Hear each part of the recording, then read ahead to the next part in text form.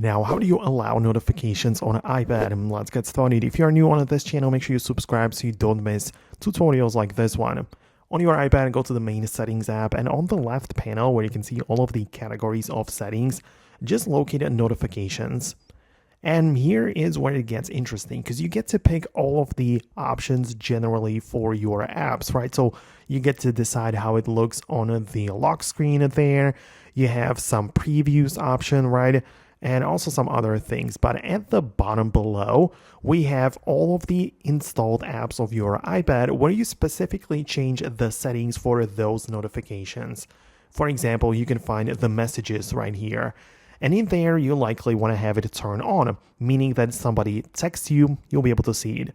But of course, you get to manage it specifically in here. So you, for example, can decide that notifications will be allowed, but you turn off the sound, right? Or you turn off the badges on the icon of the application, right? You can also choose the banner style or if it appears on the lock screen or not, right?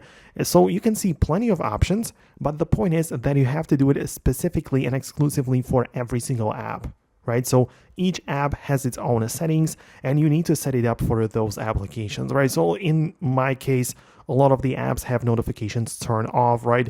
Some apps simply don't need it. I just don't need notifications from those, so I just turn it off completely, right? So as I say, the point is to make it suit your needs by ensuring that you get the most out of them and setting it up for individual apps. But that's it from me. Hit the thumbs up if you like the video and most definitely subscribe so you do not miss these quick tutorials into the future as well. Thanks a lot and I'll talk to you later.